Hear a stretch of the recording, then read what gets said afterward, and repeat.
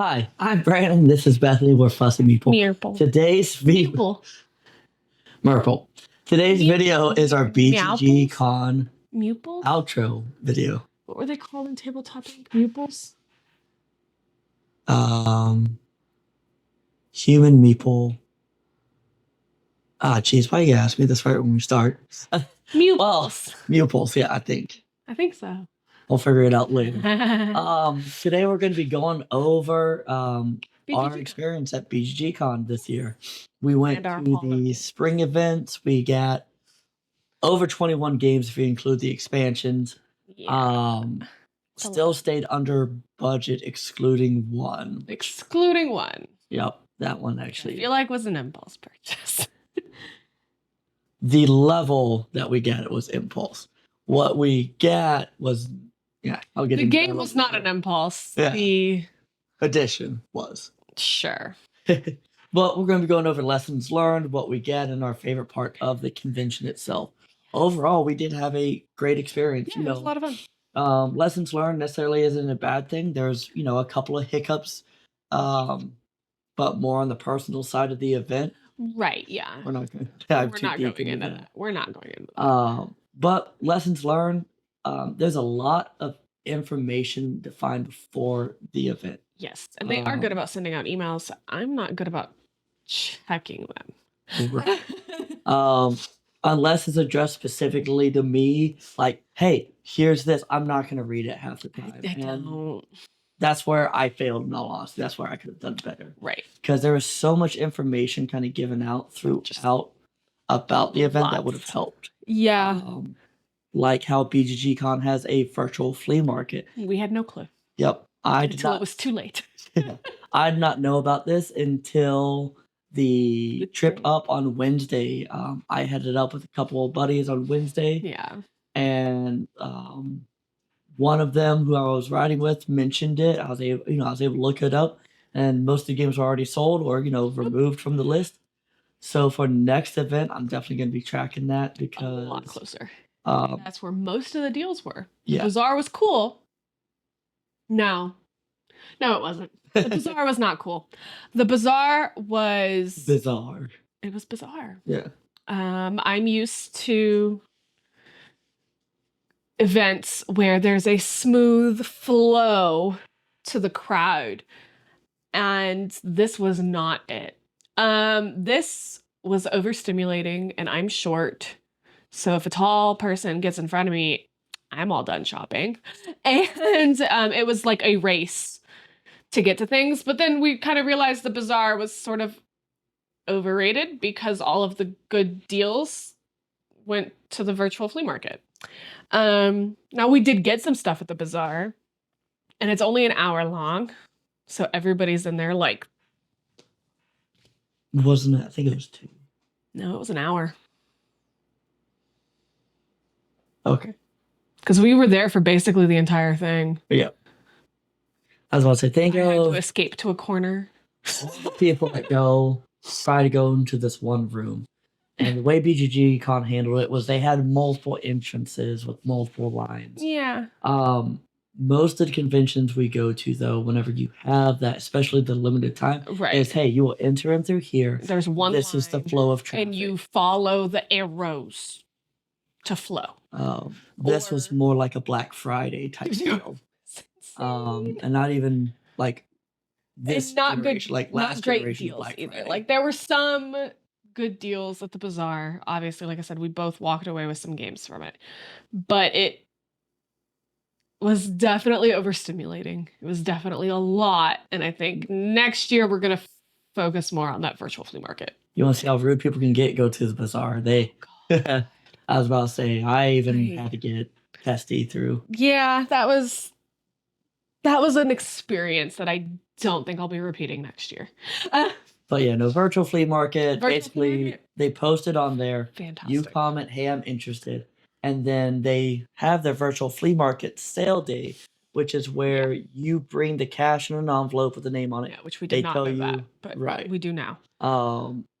They give you the tables. Table number. The issue is the people selling the games don't know what table number they are. So we had to kind of decipher, like, okay, yeah, obviously it goes 1 to 5, 6 to 10. Hey, if I need to get to table we 6 figured to out the 5, flow. I need to be down here. Yeah, we did figure out the flow eventually, but the virtual flea market was very like everything was already pre-sold. You're just going to pick up, so it's not as much of a it's not as much of a bum rush. Yeah. It's a challenge to go find your tables, but you're not trying your to get stuff that is $40 reserved, right? Your stuff is reserved. Like you're just gonna go pick up and pay. Now, I will say this: most people, we don't carry cash.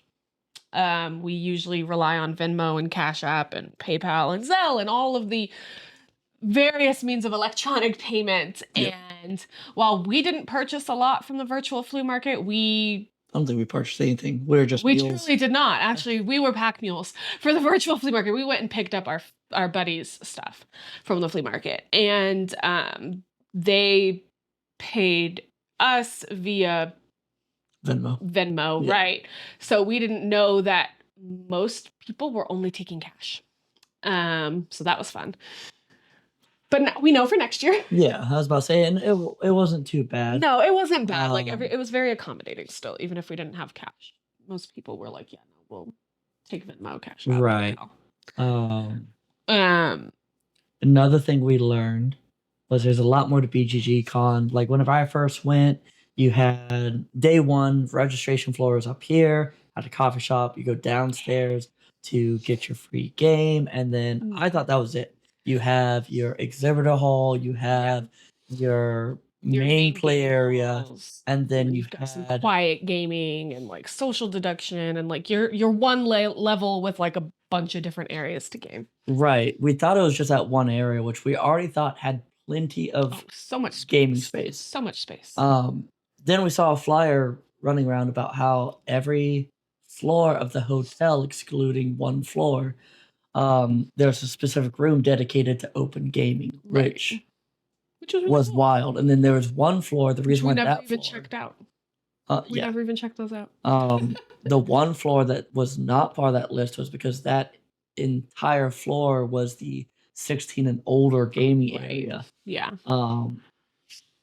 Which, if I had a chance to do it over, I would probably go back and actually spend time at the hotel room rather than doing the Airbnb route. I see. With Airbnb being cheaper generally.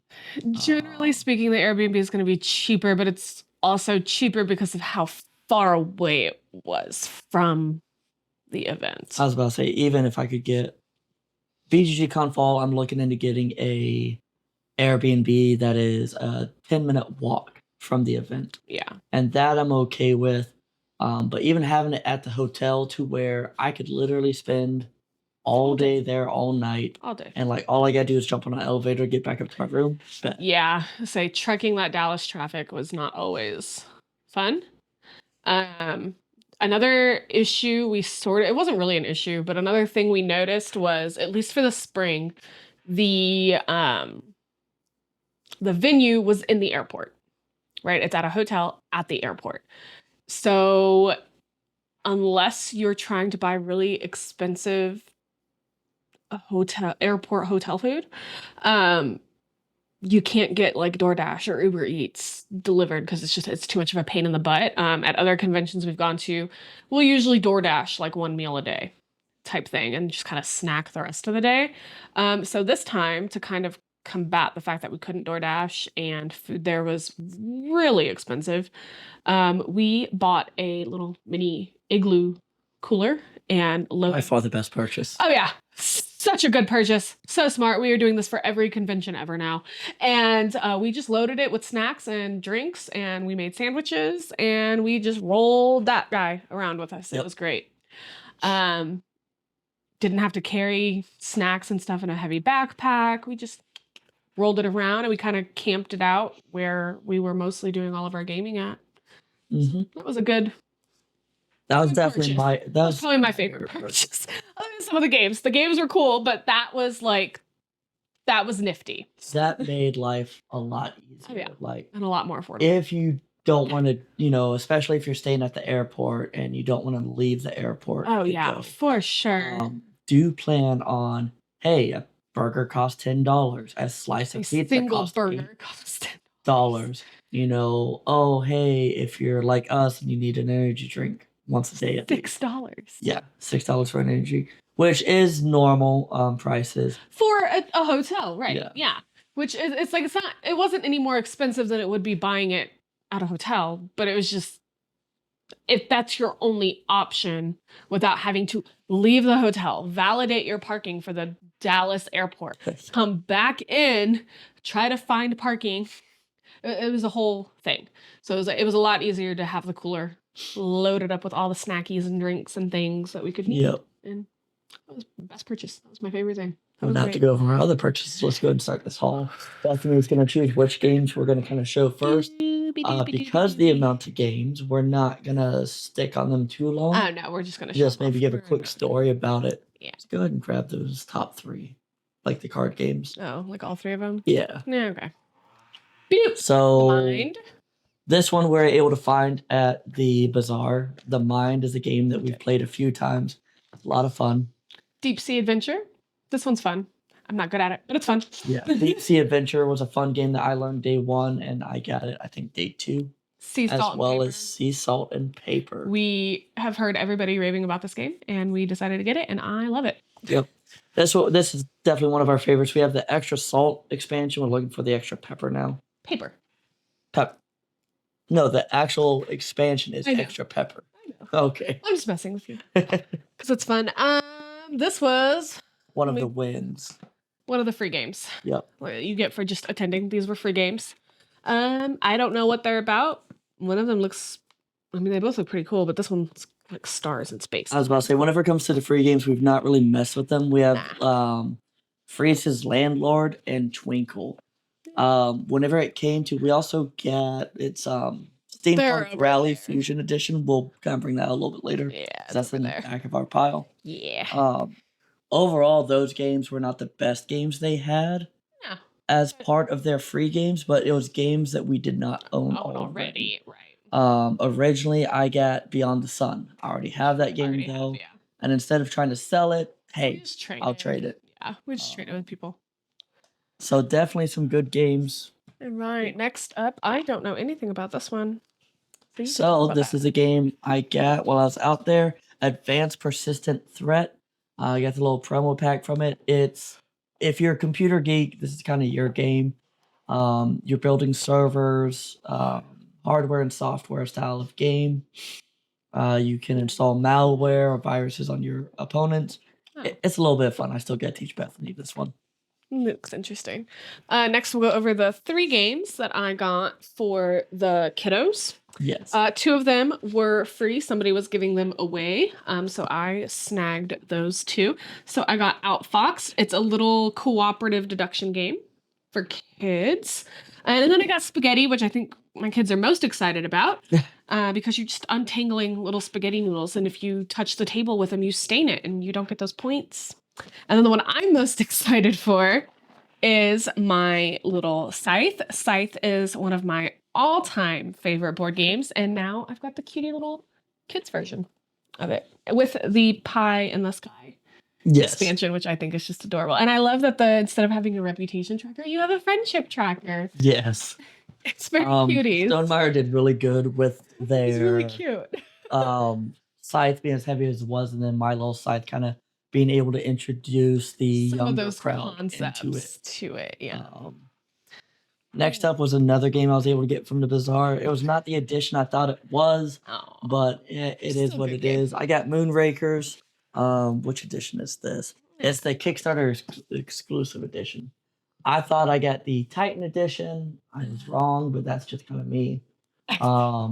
This is a fun game I do need to learn. I need to get through some of the other games first, though. There are a lot of games. You want to tell the funny story behind this game? Galileo. Galilei. Yeah, sorry. Fun little Euro-style game, it looks like.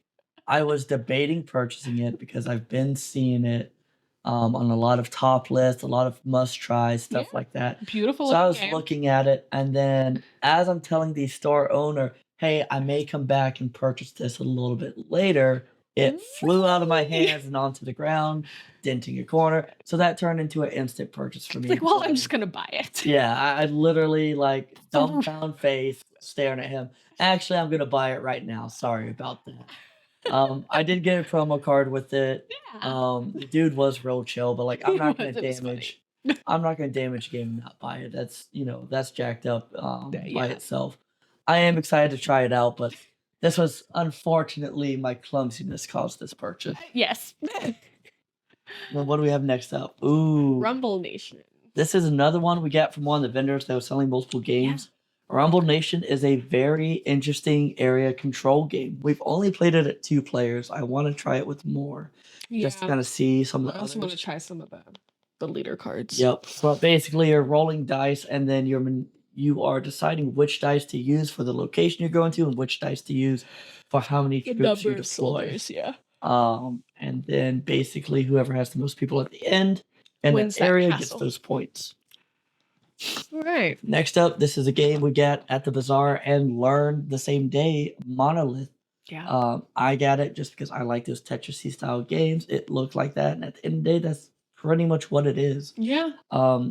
The quality, it does have plastic components for the price point of $10. Like, Yeah. it was a steal for me. Easy. Easy game to learn, easy game to teach, and honestly, We can fun to probably play. teach the kids that one too. Yep. All right, next up, Babylon. Babylon Hanging Gardens. This is one that I've been eyeballing for a while. We went up to one of the local game stores up there in Dallas. I think it was Uncommon Grounds or Common Ground Gaming. Yep. And they have a really cool thing where they have some games like set up on display, and this is one of them. And if you've had the pleasure of seeing this game in its full glory on display, it is beautiful.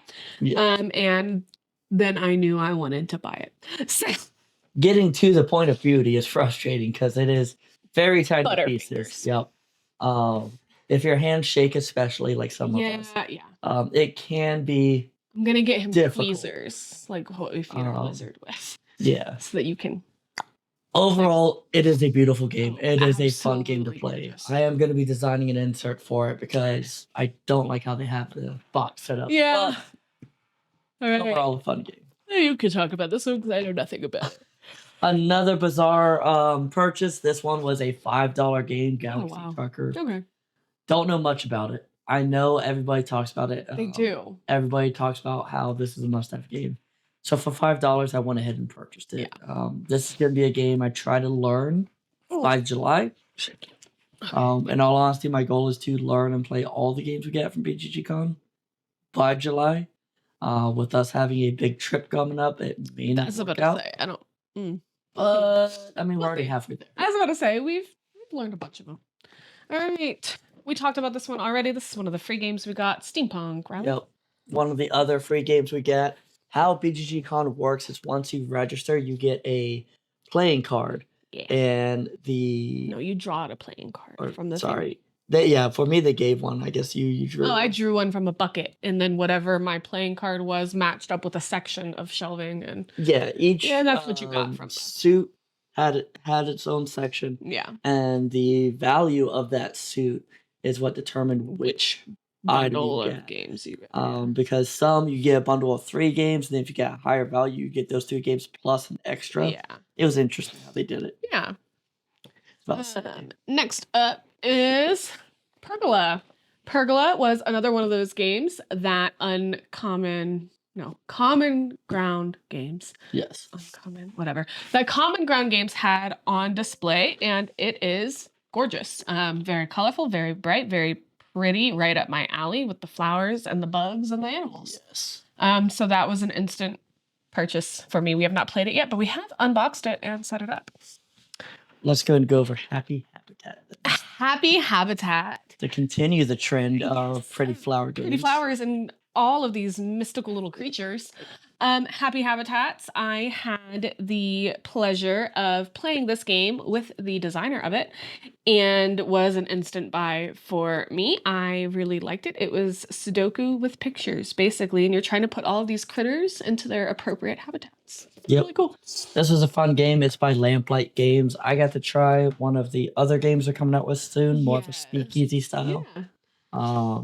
But this one was definitely a fun. Yes. Happy Habitat was a fun, like you said, Sudoku style game. Yeah. Speaking of puzzles, let's go to your favorite. My favoriteest purchase. Sort of, but not really. Santorini Pantheon Collector's Edition. So while we did not purchase this at BGG, we purchased it because of BGG. And if you watched our previous video, you know why we purchased it. But if not, I'll give you a quick rundown. Santorini is a game that my 7-year-old really, really likes, and we gave our OG copy to him. So I went and purchased another copy of it at the bazaar. And then from playing games in the library, I learned that there's a big fancy edition of it. And Brandon thinks we got it so that I could watch me lose in 360 degrees, which is accurate, but not why I liked it. I liked it because it's pretty. I was about to say this one, the pieces are a little bit more detailed, There's a little bit more weathered. It is on a Lazy Susan. This is a great edition of Santorini. Oh yeah. Absolutely. Maybe a little bit overproduced, but it's not as ridiculous as like the Suro Luxury Edition. That you're still trying which to I'm find? still kicking myself for. Yeah. Not getting. This was one I had in my cart and ended up not getting whenever it was first on Kickstarter. Suro Luxury Edition was also one. Ended up getting this one recently. Yeah. Everybody's trying to get Suro Luxury Edition, and while I do not agree with the price of it for the type of game it is the components by themselves are well worth the money. Speaking of price of games. Yeah. Now for what the big one calls the Impulse. But definitely not. This was a game I wanted to purchase for sure, just not this edition maybe. But what we got was Freedom 5. I originally was going in, got this from Common Ground Games because for those of y'all who ever visit Dallas, Common Ground Games is a great game store to go to. They have a very healthy selection of all sorts of games to include Kickstarter style games. Yes. I could go and get Galactus, which I'm still tempted to do. Where are we is he going to live next to Lulu? Yep, he's going to live next to Lulu. But the reason why Freedom 5 was the Impulse, I went there to get the Kickstarter edition, just $100. Not this version. Right. And it showed in stock. They did not have it. And I kind of been on the fence about it, because they had the all-in painted minis. So I'm not going to bring all the boxes down, but that's the one I ended up going with just to make sure I secured a nice edition of Freedom 5, because I saw the retail edition. I wasn't interested in it. But I got basically this, the FX pack, all the play mats, all the cosmic threats. Yeah. It's just a game I'm not interested in because I don't care about superheroes. Right. I got a couple friends here that already want to play it / try to buy it off of me. So worst case, I could get my money back. Yeah. I definitely want to get a couple of games in before I even think about selling it. This was our biggest purchase. That was the most expensive of the event. Yeah. This one I did not put towards the budget because it should be, yes, but it was one of those, for me to get the game I wanted, I needed to spend a lot more. Yeah. So it is what it is. Yeah, happens. But that's it for our haul. I'm talking. What was your favorite part of BGGCon? I like the library. Lots of games in the library. The library for BGGCon is by far one of the most massive libraries we've seen. Such a big library. So many games.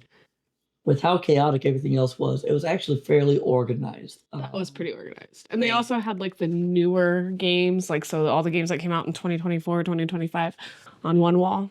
So you could look for those specifically so they weren't mixed in with the rest of the games. But because they had a different time limit on those too. Oh, they did. Yeah, you could only check them out for so many hours. Yep. Like half the time that you could check out other games for. But that's fine. That doesn't bother me.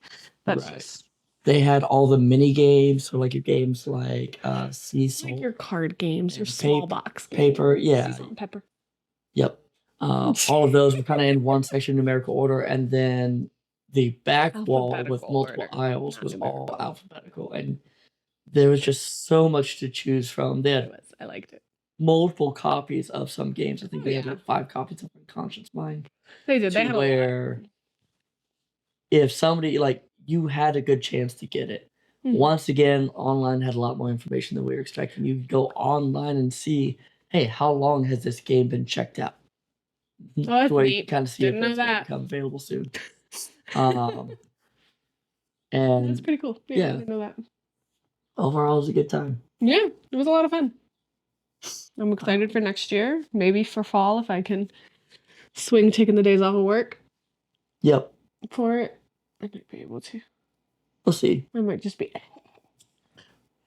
My favorite part of it was being able to meet up with a lot of old friends and vendors, designers, Oh, yeah, I and was gonna say, even we just people.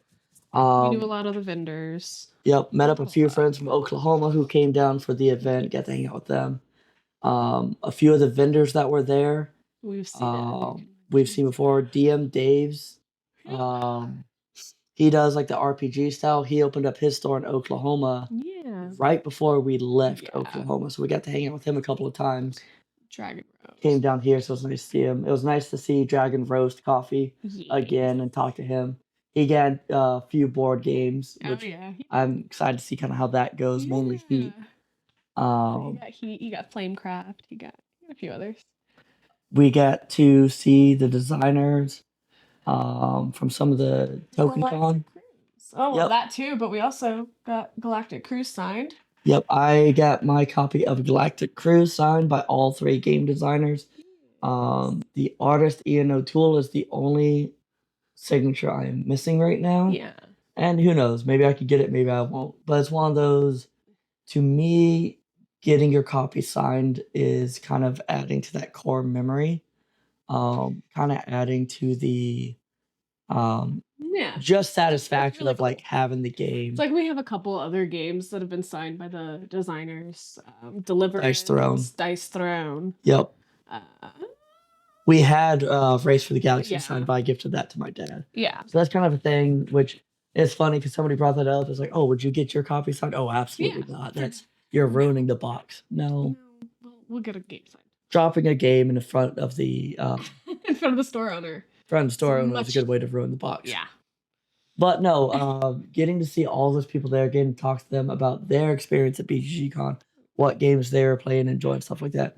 It was just a lot of fun. It was a great way to, be social, not only get our name out there a little bit more, but also like strengthen those friendships that we've already started in the past. But hey, that's it for our BGGCon haul video. We'll see you guys next time. Bye. I was gonna bite the box. I know.